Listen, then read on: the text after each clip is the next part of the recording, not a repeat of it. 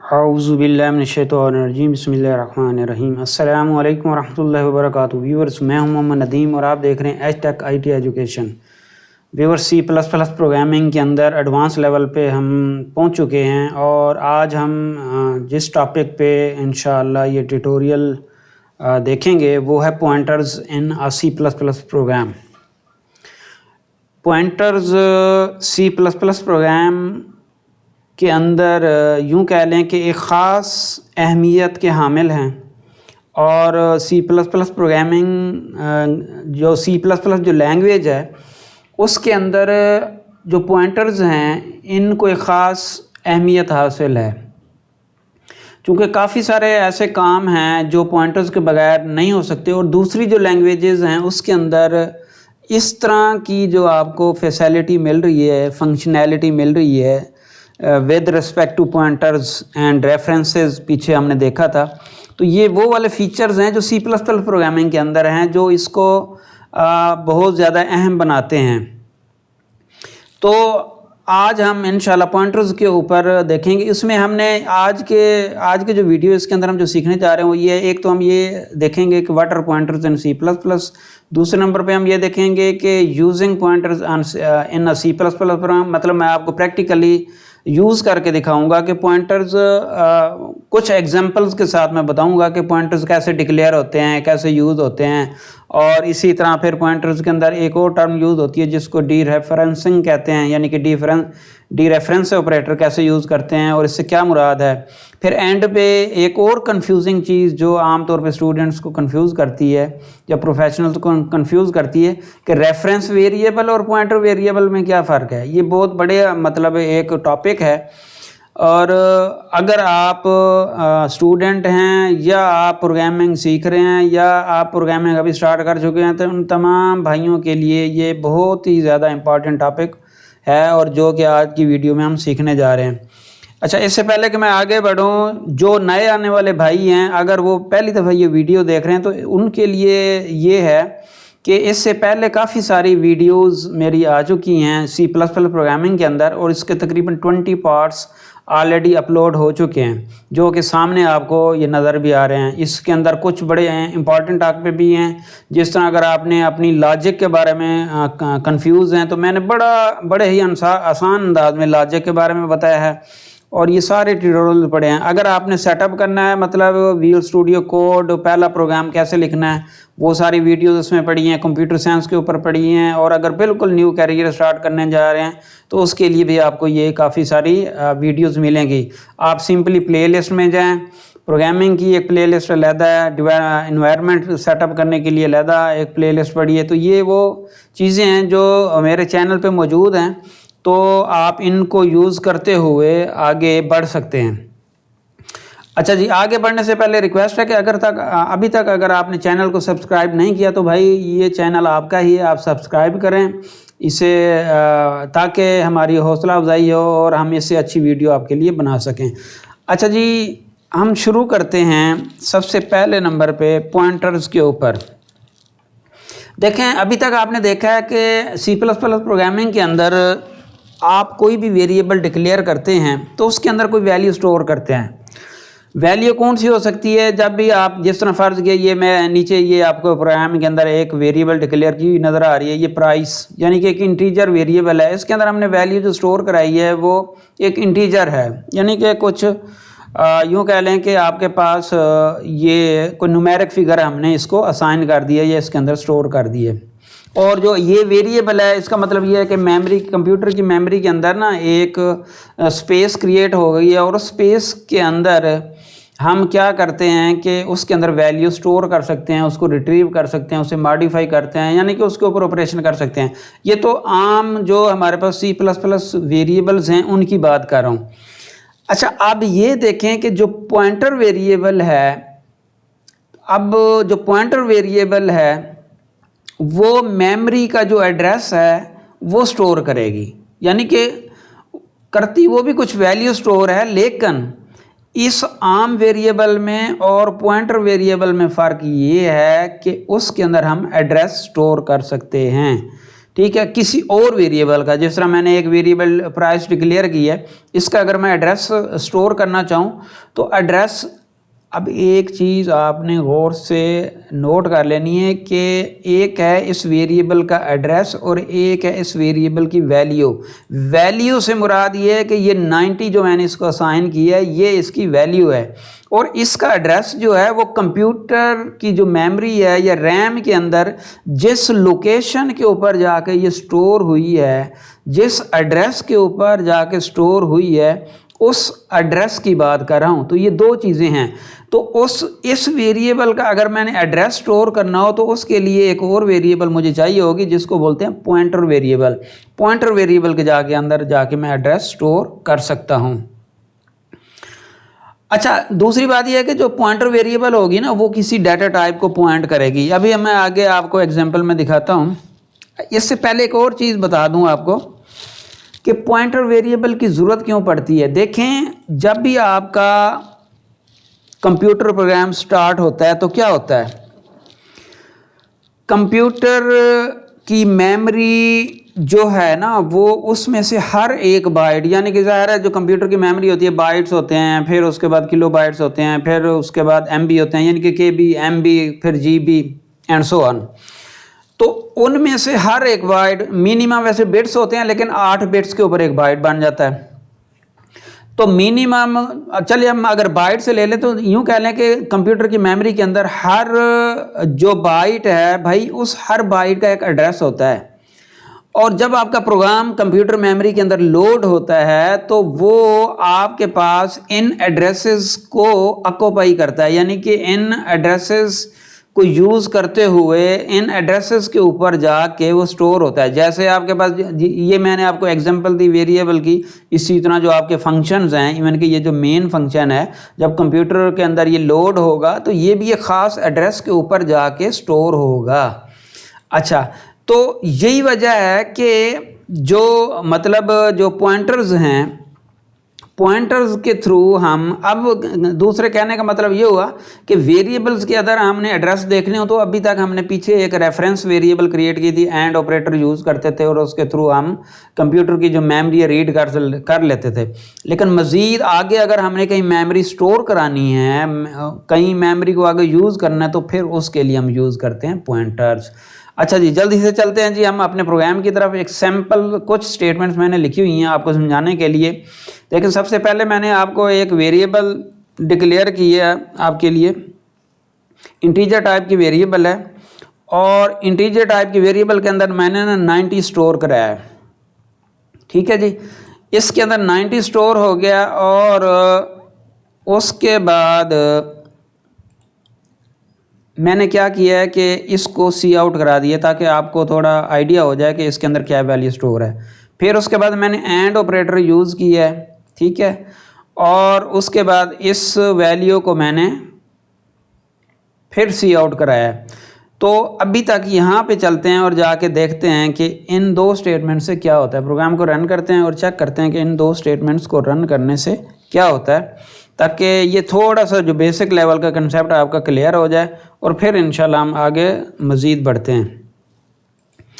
अच्छा जी, ये देखें, ये इस वेरिएबल के अंदर 90 स्टोर हो गया। मैंने जब सी आउट किया तो टर्मिनल के अंदर जाके मैं जब देखता हूँ तो ये देखें मेरी 90 वैल्यू डिस्प्ले हो गई। अब अगर मैं इसके साथ एंड साइन लगा के इसको प्रिंट करता हूँ तो ये देखें मेरे पास ये एक एड्रेस आ गया है। और ये हमने पहले भी बात की थी कि ये हेक्साडेसिमल के अंदर ये एड्रेसेस होते हैं जो कंप्यूटर की मेमोरी को रिप्रेजेंट करते हैं। अब कहने का मतलब ये हुआ कि अगर आपने इसका एड्रेस देखना है इस वेरिएबल का, तो उसके लिए एंड ऑपरेटर के थ्रू उसका एड्रेस देख सकते हैं, और उसकी अगर वैल्यू प्रिंट करानी है तो एंड ऑपरेटर के बगैर अगर एंड ऑपरेटर के बगैर अगर ये वेरिएबल यूज़ करेंगे तो ये क्या करेगी, वैल्यू प्रिंट कर देगी, जैसा कि नीचे हमने इसे वेरीफाई कर लिया। अच्छा, अब उसके बाद ये देखें, अब मैं क्या करता हूँ कि मैंने यहाँ पे एक पॉइंटर वेरिएबल डिक्लेयर की है। पॉइंटर वेरिएबल डिक्लेयर करने का सिंटैक्स क्या है कि सबसे पहले आप जिस टाइप के पॉइंटर वेरिएबल डिक्लेयर करने जा रहे हैं या जिस टाइप का वो डाटा पॉइंट करेगा वो पहले टाइप देंगे। अब ये है इंट, और उसके बाद फिर आप स्टैरिक लगाएंगे और फिर पॉइंटर वेरिएबल का नाम देंगे। अब इसका मतलब ये है कि जो ये पॉइंटर वेरिएबल है एक इंटीजर को पॉइंट करेगी, ठीक है जी, और इंटीजर को पॉइंट करेगी। और उसके अंदर मैंने क्या किया है, उसके अंदर मैंने ये किया है कि ये जो प्राइस वेरिएबल ऊपर मैंने डिक्लेयर की थी इसका एड्रेस जाके इसके अंदर स्टोर कर दिए। अब ये देखें, अब मैं यहाँ पे इसको प्रिंट करता हूँ और आप ये देखेंगे कि ऊपर वाला एड्रेस जो मैंने इस स्टेटमेंट के थ्रू प्रिंट कराया था वो वाला जो इम्पॉर्टेंट बात मैं आपको बताने जा रहा था वो ये थी कि ये देखें इसके थ्रू जो मैंने पॉइंट एड्रेस स्टोर कराया डिस्प्ले कराया था वो भी वही है और जो नीचे वाला है वो भी बिल्कुल वही है। इसकी क्या वजह है? इसकी वजह ये है कि ये वेरिएबल वही है प्राइस, ठीक है। जब आप इस वेरिएबल का एड्रेस स्टोर करते हैं इस पॉइंटर वेरिएबल के अंदर तो उससे क्या होता है, उससे ये होता है कि वो जो पॉइंटर वेरिएबल है वो भी बेसिकली इसी प्राइस वेरिएबल को पॉइंट कर रही है और एंड साइन जो है वो भी उसका एड्रेस बता रहा है, ठीक है जी। तो इसका मतलब ये हुआ कि आप एंड प्राइस के थ्रू भी आप उसी एड्रेस तक पहुंच रहे हैं और जो पॉइंटर, अब ये एड्रेस हमने क्या किया इस पॉइंटर वेरिएबल, यानी कि पॉइंटर का जो काम है वो ये हो गया कि हमने ये एड्रेस लिया और इस पॉइंटर वेरिएबल के अंदर स्टोर कर लिया। अब आगे हम प्रोग्राम के अंदर कहीं पे भी ये PTR जब हम यानी कि पॉइंटर वेरिएबल को पॉइंट कर रही है इसको कहीं पे भी रेफ़र करेंगे, इसके अंदर जो वैल्यू होगी वो आपके पास एक्चुअली एक तो इसका एड्रेस होगा, लेकिन इसके एड्रेस के थ्रू अगर ये वैल्यू एक्सेस करना चाहें तो वो भी कर सकते हैं। तो मेरे ख्याल में ये चीज़ आपको क्लियर हो गई कि जो आपकी पॉइंटर वेरिएबल है वो एक डाटा टाइप को पॉइंट कर रही है, ठीक है जी। और ये जो क्रिएट होती है पॉइंटर वेरिएबल, ये कैसे क्रिएट होती है, इसको हम यहाँ पे जो आपके पास स्टैरिक है, ठीक है, पहले डाटा टाइप बताएंगे फिर स्टैरिक बताएंगे, स्टैरिक लगाएंगे और उसके बाद ये वेरिएबल यूँ कह लें कि क्रिएट हो गई। अब इसको अगर आप वैल्यू असाइन करना चाहते हैं तो ये वैल्यू यहाँ पे असाइन कर। अब ये फ़र्ज़ किया मैं ये करता हूँ कि एक और काम करता हूँ कि मैं यहाँ पे ये सिर्फ पॉइंटर वेरिएबल क्रिएट करता हूँ और इससे अगली स्टेटमेंट पे जाके इसको मैं वैल्यू असाइन करता हूँ ताकि ये चीज़ क्लियर हो जाए। Pointer is equal to and price, ठीक है जी। अब ये भी वही चीज़ है, इसको मैं हटा देता हूँ, ठीक है जी।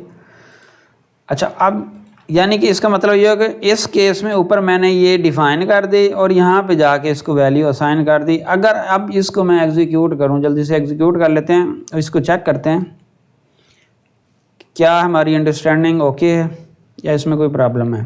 ये देखें जी, ये डिक्लेयर हो गई और ये पॉइंटर वेरिएबल यहाँ पे उसको एड्रेस असाइन हो गया और यहाँ पे मैं सी आउट करता हूँ। अब ये देखें कि आपके पास ये नीचे जो है फिर भी वेट है। इसका मतलब ये हुआ कि अब ये वेरिएबल बन गई थी, वेरिएबल बनने के बाद उसको हमने जब असाइन की वैल्यू तो अब इसमें किसी भी इंटीजर वेरिएबल का एड्रेस स्टोर कराया जा सकता है, ठीक है जी। अच्छा, एक तो ये चीज़ हो गई जो आपने देख ली। अब सवाल ये पैदा होता है कि हम ये जो पॉइंटर्स हैं C++ के अंदर क्यों यूज़ करते हैं। देखें, जिस तरह आपके पास डाटा स्ट्रक्चर्स हैं, अगर आपने डाटा स्ट्रक्चर पढ़ा हुआ है तो डाटा स्ट्रक्चर क्रिएट करते हुए जैसे कि उसकी एग्जांपल है लिंक्ड लिस्ट है, बाइनरी ट्रीज़ हैं, उसमें में पॉइंटर वेरिएबल्स के बगैर वो काम नहीं कर सकते। तो एक तो वहाँ पे यूज़ होता है।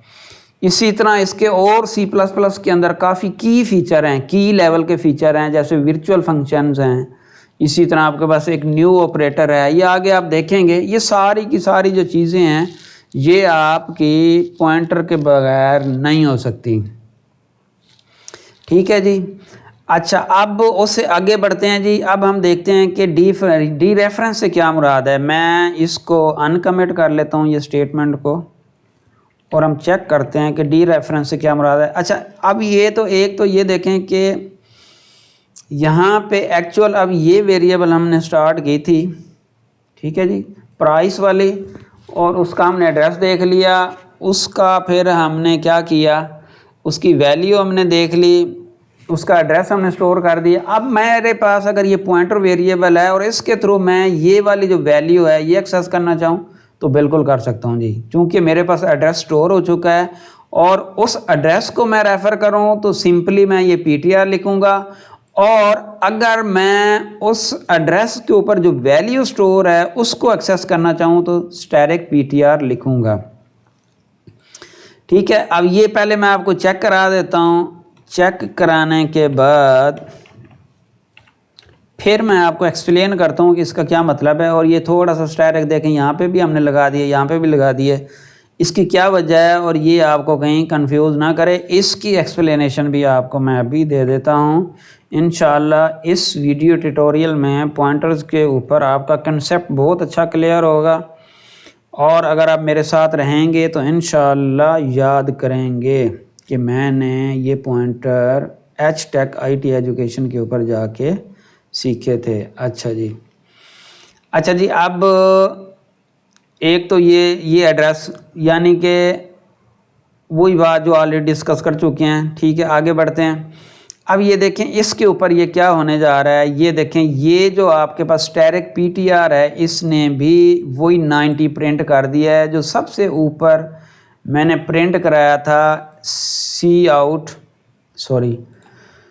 आउट प्राइस के थ्रू जो प्रिंट कराया था वही चीज़ नीचे प्रिंट हो, वही एड्रेस है। अब दूसरे लफ्ज़ों में यहाँ पे जो एड्रेस था ये वही एड्रेस है, इसके थ्रू वही एड्रेस आ रहा है और वही वैल्यू आ रही। तो ये देखें कितनी आपके लिए पॉइंटर के थ्रू आसानी हो गई। और मेरे ख्याल में मैंने जो जिस अंदाज से आपको ये समझाया है, उम्मीद है कि आपको एक तो पॉइंटर समझ आ गया होगा इंशाल्लाह, और आपका कंसेप्ट क्लियर होगा और कंफ्यूज नहीं होंगे। आगे थोड़ा मज़ीद इस वीडियो में जब बढ़ेंगे, थोड़ा सा ये वीडियो लेंथी होने जा रहा है। मैंने ये सोचा था कि बजाय इसके कि मैं आपको अलग-अलग स्प्लिट करके ये सारी चीज़ें बताऊं, तो एक ही वीडियो, मेरी कोशिश ये होती है कि एक लेक्चर कम से कम आपको एक चीज़, जिन चीज़ के ऊपर लेक्चर हो तो वो क्लियर हो जाए। चलें जी, आगे चलते हैं। एक और चीज़ आपने जहन में रखनी है कि पॉइंटर्स के अंदर ये जो स्टैटिक है ना, स्टैटिक मैंने दो अंदाज में यूज़ किया है, दो डिफरेंट मेथड से। जब मैंने पॉइंटर वेरिएबल डिक्लेयर करनी थी तो यहाँ पे मैंने यूज़ किया है, और जब मैंने इस वेरिएबल के अंदर जिस वेरिएबल का एड्रेस स्टोर था उस एड्रेस के ऊपर जो वैल्यू थी उसको रेफ़र करने के लिए मैंने फिर स्टैटिक यूज़ कर लिया। तो इसका मतलब ये हुआ कि पॉइंटर वेरिएबल की डिक्लेरेशन और डी रेफरेंस के लिए हम स्टैटिक यूज़ करते हैं। इसी वजह से आपने कंफ्यूज नहीं होना, ऑपरेटर एक ही है लेकिन इसके काम दो हैं। यहाँ पे वेरिएबल, पॉइंटर वेरिएबल डिक्लेरेशन के लिए यूज़ हो रहा है, और यहाँ पे पॉइंटर वेरिएबल के थ्रू एक्चुअल वेरिएबल या ओरिजिनल वेरिएबल जो कि प्राइस ही उसकी वैल्यू एक्सेस करने के लिए भी यूज़ होता है, और इसको बोलते हैं डी रेफरेंसिंग। ठीक है जी, ये डी रेफरेंस ऑपरेटर यहाँ पे इसको बोलते हैं। डी रेफरेंस ऑपरेटर के थ्रू हम क्या करते हैं कि ये वैल्यू जाके एक्सेस कर सकते हैं। अच्छा जी, एक तो ये हो गया। अब सवाल ये पैदा होता है कि क्या मैं ओरिजिनल जो वैल्यू थी इस वेरिएबल की, प्राइस वेरिएबल की, क्या पॉइंटर के थ्रू इसको चेंज भी कर सकता हूँ? बिल्कुल चेंज कर सकते हैं। जिस तरह आपने ये डी रेफरेंस ऑपरेटर यूज़ किया है, इसी तरह डी रेफरेंस ऑपरेटर यूज़ करें। और नीचे ये देखें, मैंने आपके लिए ये ऑलरेडी प्रोग्राम बनाया हुआ है, तो इसको मैं अनकमिट करता हूँ, स्टॉप करता हूँ, अनकमिट करता हूँ और एग्जीक्यूट करके देखता हूँ। तो मेरे ख्याल में ये बहुत ही मज़ेदार जी ट्यूटोरियल होने जा रहा है, और जो इतनी मुश्किल और इतना हवा बना हुआ है पॉइंटर्स के बारे में, मेरे ख्याल में कोई रॉकेट साइंस नहीं है और बहुत ही आसान अंदाज में मैंने आपको ये जो एक्सप्लेन किया है, उम्मीद है कि इससे सारे कंसेप्ट आपके क्लियर। अब हम डायरेक्ट आते हैं जी इस जगह पे, ऊपर हमने सारा को देख लिया, इसको मैं हटा देता हूँ, इसको हटा देता हूँ। अब हम चलते हैं डायरेक्ट इस पॉइंट पे। एक तो ये देखें, ये वैल्यू डिस्प्ले हो गई। अब उसके ये मैंने वैसे वेरिएबल यहाँ पे डिक्लेयर की थी ताकि डिबगर लगा के यहाँ पे रोका जा सके, इसलिए इससे कंफ्यूज नहीं होना। ये जस्ट यूँ कह लें कि अपने पर्पज़ के लिए इस्तेमाल किए, इसका पॉइंटर से कोई ताल्लुक़ नहीं है। अच्छा जी, अब ये देखें, मैंने जब ये PTR स्टैटिक PTR से यानी कि एक्सेस किया इस पॉइंटर वेरिएबल को, तो अब एक्चुअली मैं इस एड्रेस के ऊपर जो वेरिएबल है उसको एक्सेस कर रहा हूँ। इस एड्रेस के ऊपर जो एक्चुअल वेरिएबल की वैल्यू है उसको एक्सेस कर रहा हूँ। तो अब ये देखें कि अब जो ओरिजिनल वेरिएबल है ना प्राइस, ये देखें ये 150 हो चुकी हुई है। जब मैं कर्सर लेके गया हूँ, ये अब पूरे प्रोग्राम के अंदर 150 हो चुकी है। और क्यों हो चुकी है? चूँकि हमने इस पॉइंटर वेरिएबल के थ्रू उस ओरिजिनल वेरिएबल की वैल्यू को एक्सेस किया है और मॉडिफाई कर दी है। ठीक है जी। अब मैं अगर इसे प्रिंट करूं तो ये देखें 150 प्रिंट होगा, और अगर मैं प्राइस को प्रिंट करूं तो भी 150 प्रिंट होगा। मेरे ख्याल में ये टॉपिक भी आपका बहुत अच्छे अंदाज में क्लियर हो गया होगा।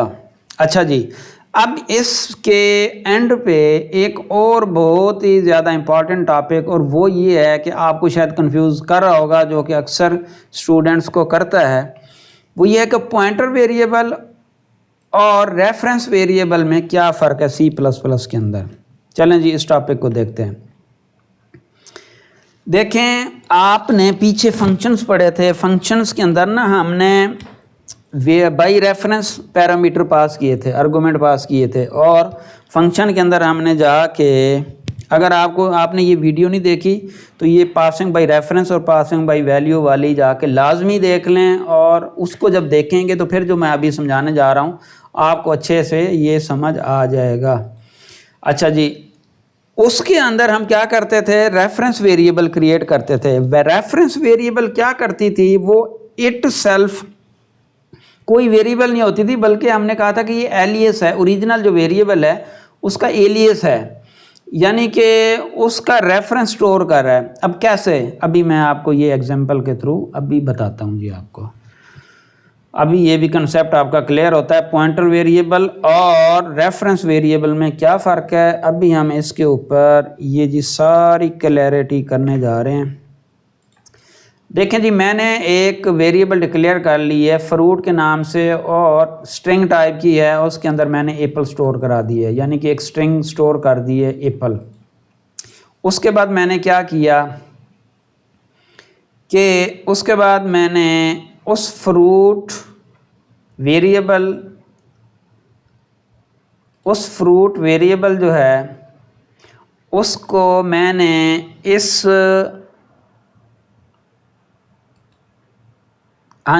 मैंने एक रेफरेंस वेरिएबल क्रिएट की एंड मील के नाम से। ठीक है जी।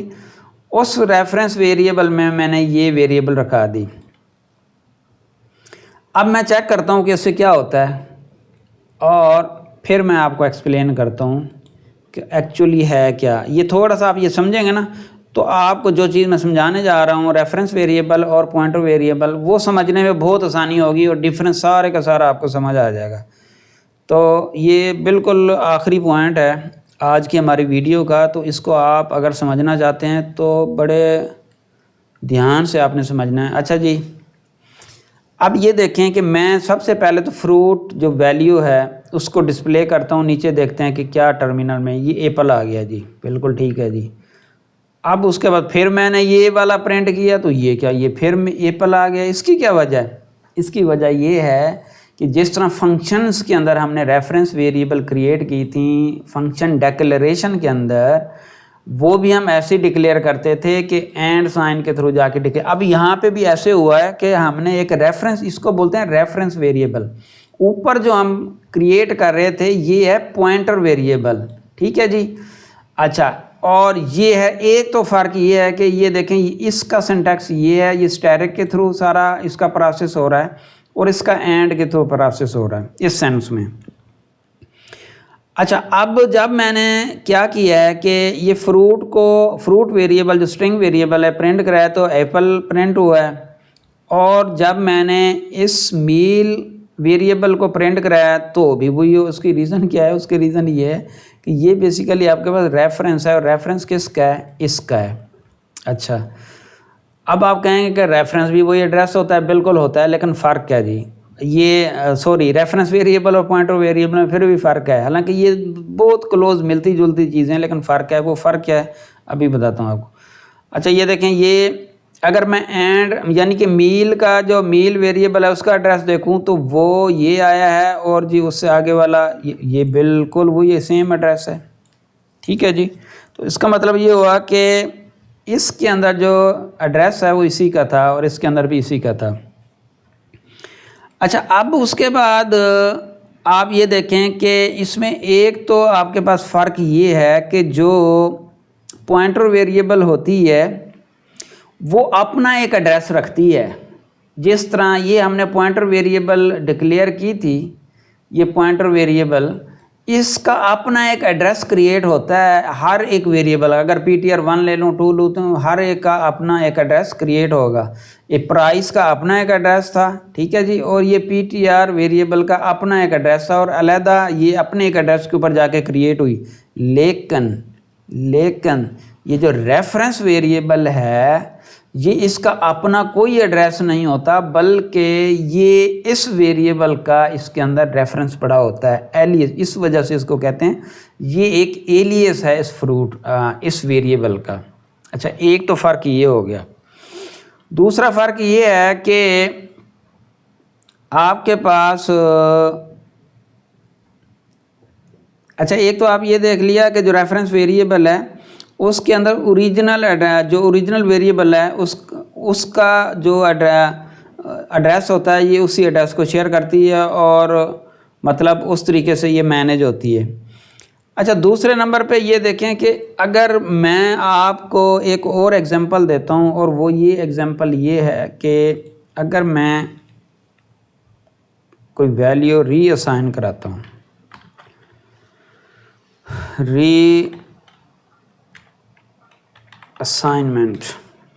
रीअसाइनमेंट कराने जा रहे हैं, देखते हैं कि क्या होता है। फॉर एग्जांपल ये आपके पास ये एक प्रोग्राम है, मैं इसको ले आता हूँ और यहाँ पे पेस्ट कर देता हूँ। यहाँ पे मैंने क्या किया जी, एक इंटीजर वेरिएबल और ए और बी दोनों डिक्लेयर कर लिए हैं, उसके बाद मैंने ये काम कर दिए। अच्छा, ये तो था आपके पास रेफरेंस वाला, सॉरी ये है पॉइंटर वेरिएबल। अच्छा, उसके बाद आगे मैं रेफरेंस के लिए एक कोड लिखता हूँ, और वो ये है कि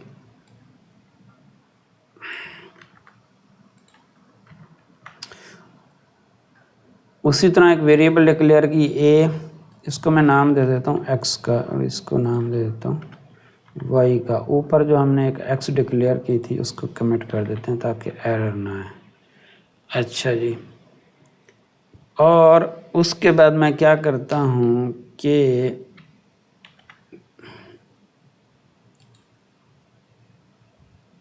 बल्कि इसकी ज़रूरत ही नहीं है, ऑलरेडी वो डिक्लेयर कर चुके हैं। अब इसको मैं रन करता हूँ, चेक करते हैं क्या होता है। अच्छा जी, कन्फ्लिक्टिंग डिक्लेरेशन इन, ये देखें जी, ये इसको मान नहीं रहा। उसकी वजह ये है कि ये हम नहीं कर सकते, ऑलरेडी ये डिक्लेयर हो चुकी है इस वजह से इसको हम यूज़ नहीं कर सकते। अच्छा जी,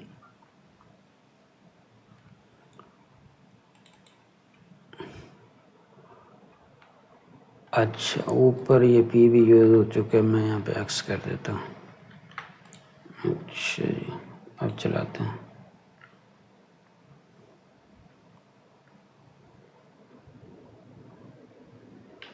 अच्छा जी, अब जी पी के अंदर एड्रेस आ गया ए का, ये देखिए ये एड्रेस है, और बी के अंदर एड्रेस आ गया, ये डिफरेंट एड्रेस है, ऊपर वाला डिफरेंट एड्रेस है दोबारा।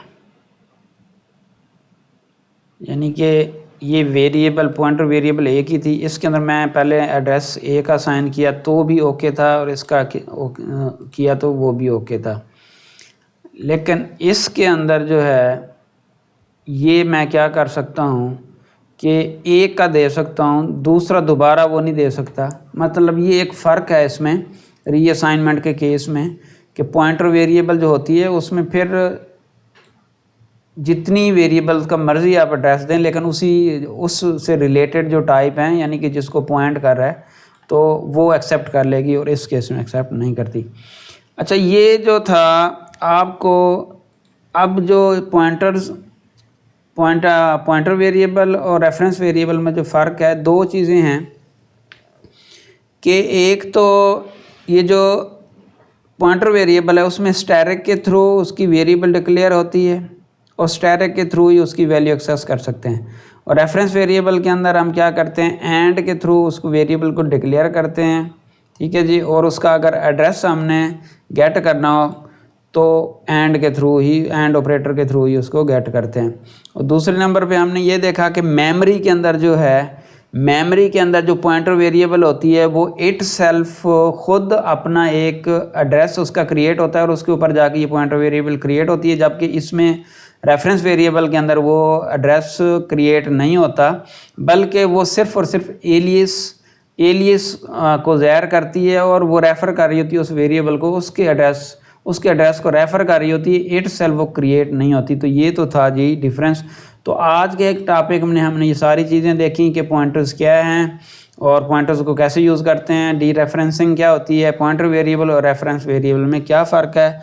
उम्मीद है कि आपको ये चीज़ें समझ आई होंगी, और एंड पे दुआ है कि अल्लाह ताला हम सब के हलाल रिज़्क़ में बरकत अता फरमाए, और अल्लाह ताला अपने सिवा किसी का मोहताज ना करे। इन दुआओं के साथ अल्लाह हाफिज़।